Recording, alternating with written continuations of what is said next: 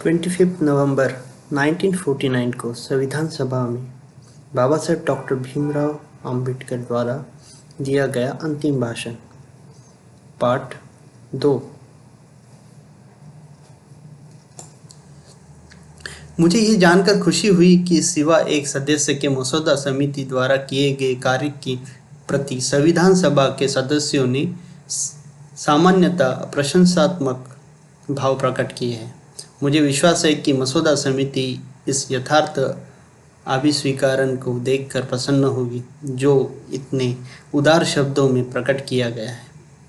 इस सभा के सदस्यों द्वारा तथा मसौदा समिति में के मेरे सहयोगी द्वारा मुझ पर जो बधाई की वर्षा की गई है उसके कारण मैं प्रसन्नता से इतना ओतप्रोत हो गया हूँ कि उनके प्रति पूर्णतया अपनी कृतज्ञता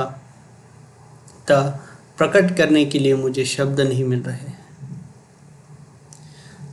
संविधान सभा में अनुसूचित जातियों के स्वार्थों की रक्षा कराने के अतिरिक्त मैं अन्य किसी महानतर आकांक्षा को लेकर नहीं आया था। मुझे स्वप्न में भी यह विचार नहीं हुआ था कि मुझे और भी बड़े बड़े कार्यों को हाथ में लेने के लिए आमंत्रित किया जाएगा। इस कारण जब सभा ने मुझे मसौदा समिति में निमंत्रित किया तो मुझे बड़ा आश्चर्य हुआ, और जब मुझे मसौदा समिति का सभापति चुना गया तो मुझे और भी अधिक आश्चर्य हुआ। मसौदा समिति में मुझसे बड़े, मुझसे अच्छे और मुझसे अधिक सक्षम व्यक्ति विद्यमान थे, जैसे कि मेरे मित्र श्री आल्हादी कृष्णस्वामी अय्यर। संविधान सभा और मसौदा समिति का मैं कृतज्ञ हूँ कि उन्होंने मुझ में इतना विश्वास तथा भरोसा किया तथा मुझे अपना एक साधन बनाया, देश की सेवा करने का मुझे यह अवसर दिया। जो श्रेय मुझे दिया गया है उसका वास्तव में मैं अधिकारी नहीं हूँ। उनके अधिकारी श्री B.N. राव भी है, जो इस संविधान के संवैधानिक परामर्शदाता है और जिन्होंने मसौदा समिति के विचार अर्थ संविधान का एक मोटे रूप में मसौदा बनाया। कुछ श्रेय मसौदा समिति के सदस्यों को भी मिलना चाहिए, जिन्होंने, जैसा कि मैं कह चुका हूँ, 41 दिन तक बैठक की और उनके नए सूत्र खोजने की कौशल के बिना तथा विभिन्न दृष्टिकोणों के प्रति सहनशील तथा विचारपूर्ण सामर्थ्य के बिना इस संविधान को बनाने का कार्य इतनी सफलतापूर्वक समाप्त न हो पाता। सबसे अधिक श्रेय इस संविधान के मुख्य मसौदा लेखक श्री S.N. मुखर्जी को है।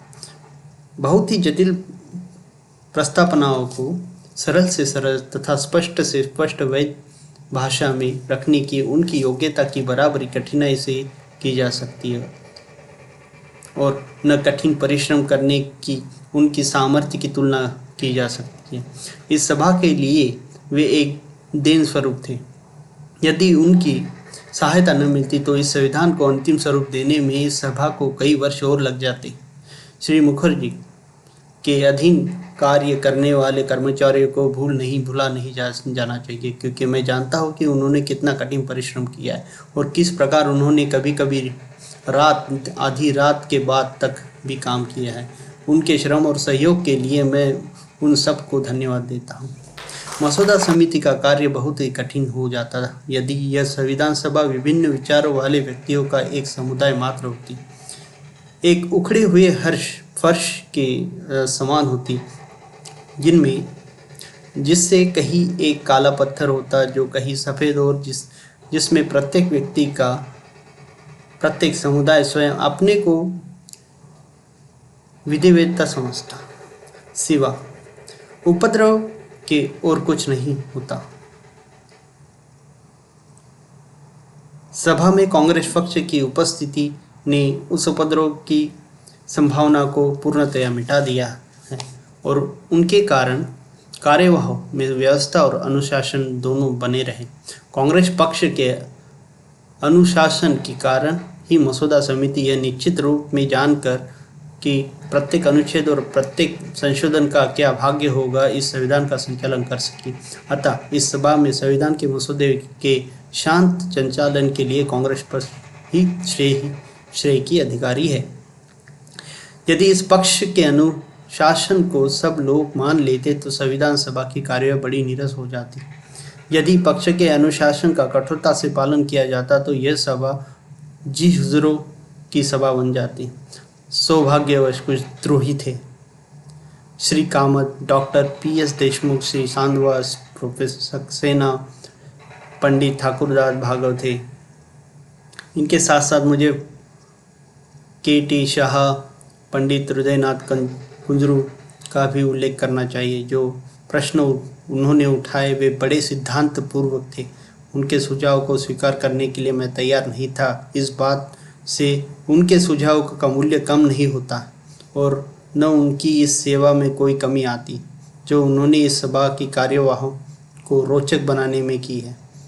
मैं उनका कृतज्ञ हूँ। यदि वे न होते तो मुझे वह अवसर नहीं मिलता जो मुझे इस संविधान में निहित सिद्धांतों की व्याख्या करने के लिए मिला और जो इस संविधान में पारित करने के यंत्रवत कार्य की अपेक्षा अधिक महत्वपूर्ण था। अंततः मैं अध्यक्ष महोदय मुझे आपको धन्यवाद देना चाहिए कि आपने बड़ी कुशल रीति से इस सभा को कार्यवाही का संचालन किया। जिन लोगों ने इस सभा की कार्य में भाग लिया है वे उस उदारता और सहृदय को नहीं भूल सकते जो आपने इस सभा के सदस्यों के साथ प्रदर्शित की। ऐसे अवसर आए जबकि केवल पारिभाषिक आधार पर मसौदा समिति के संशोधनों को रोकने का प्रयास किया गया। मेरे लिए वे बड़े चिंतापूर्वक क्षण थे। मैं आपका इस बातों के लिए बड़ा कृतज्ञ हूँ कि आपने विधिवाद की संविधान निर्माण कार्य पर विजय नहीं होने दी।